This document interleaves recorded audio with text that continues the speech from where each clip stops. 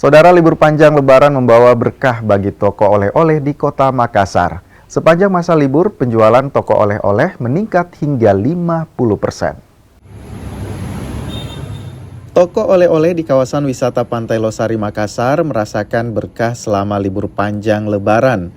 Selama musim liburan, pengunjung toko oleh-oleh meningkat.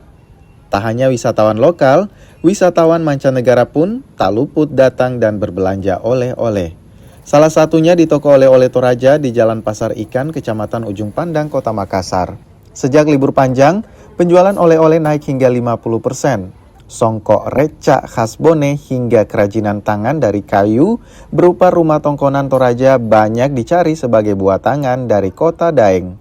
Iya, selama libur Lebaran ini pembeli agak rame. Iya, ada peningkatan kenaikan. Ya. Mulai kapan itu terasa peningkatannya? Akhir puasa sampai saat ini.